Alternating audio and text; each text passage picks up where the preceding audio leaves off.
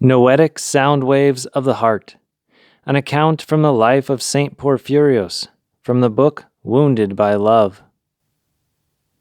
Saint Porphyrios says, I haven't told you yet, however, that to begin with, when I was appointed as priest in the polyclinic, I experienced a great temptation, but God helped me. On the first Sunday, I went to celebrate the liturgy full of joy. My desire to work in a hospital was about to be fulfilled. God had given me this gift. But what happened to me? Just as I was about to begin, I heard the noise of a gramophone blaring out love songs from just outside the church. I love you, etc. I started the service. The noise boomed on unabated. I read the prayers, the divine liturgy. Outside, the crooning continued relentlessly. Inside, the church was full of people. I came to the holy doors and said, Peace be to all. But the liturgy was far from peaceful. When I finished in a state of despair, I consumed the holy gifts, took my vestments, folded them, and went out at once. Opposite the church was a shop that advertised gramophones and gramophone records. I went politely to the shop owner, Mr. Coritas, that was his name, and I asked him, if possible, to switch off the gramophone, at least during the divine liturgy.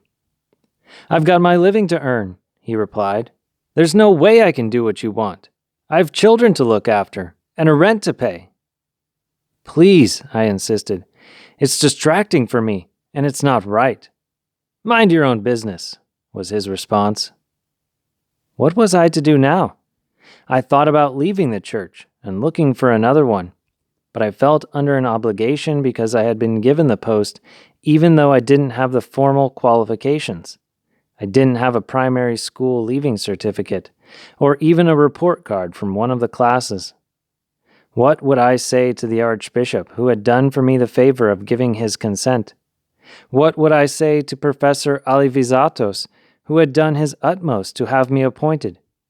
I became deeply depressed. I sat in the sanctuary and thought, what would I do? I said to myself that I would have to leave. I couldn't stay any longer. How could I live in there? How could I celebrate the liturgy? Especially as someone who had come from the desert, from complete and utter silence, how could I endure such a satanic noise?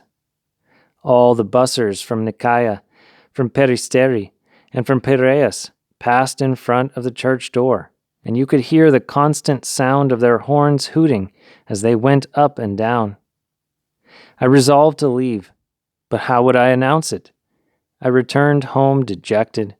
I didn't know what to do. At the time, I was living in the Likavitos district in Doxapatri Street. I went back there and racked my brains. I didn't even want to eat. What was I to do? I had been so overjoyed that I had found a post in a hospital and that I would see sick people, that I would be able to look after them, to talk to them, to hear their confessions and give them Holy Communion. Now what? Only God could extricate me from this difficult situation, and so, in answer to the dreadful problem I was facing, I said to myself, whatever God says. My God, I thought, I don't want you to speak to me. I don't want you to show me a sign, but with your own love reveal to me something simple that will enable me to know whether I should leave or stay. Something very simple. I'm not asking for some miracle. I'm ashamed to. And so, I decided to fast for 3 days without even putting water in my mouth, praying in complete silence and waiting for an answer from God. And the answer came.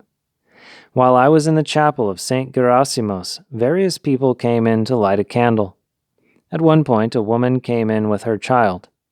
The boy would have been in the first year of secondary school. He was carrying his school books with him.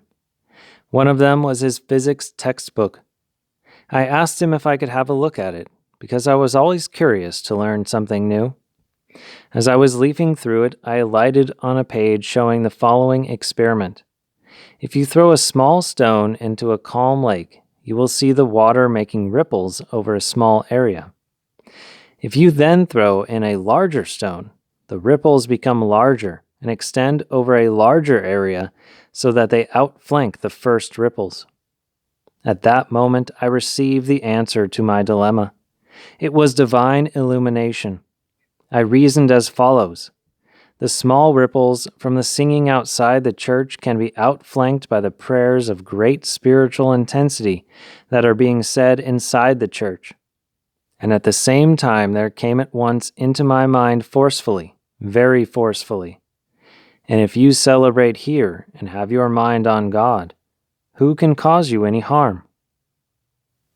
So I prepared myself to do just this, to abandon myself completely to Christ's love, to execute with great zeal and spiritual intensity the drama of the Divine Liturgy, the awesome drama of Golgotha. My joy was very great. I believed that God had found the solution for me. On the Sunday morning, I arrived at the church full of hope. I gave the blessing to begin. My mind was focused solely on the divine worship. I felt that I was in heaven as well as on earth, and with me was the congregation, God's flock, initiates in the mystery of His Word. I felt that we were all embraced by divine grace. Outside, the gramophone was blaring furiously. I heard nothing. For the first time I experienced a divine liturgy like that. It was the most beautiful of my life. And from then onwards, all the divine liturgies were the same.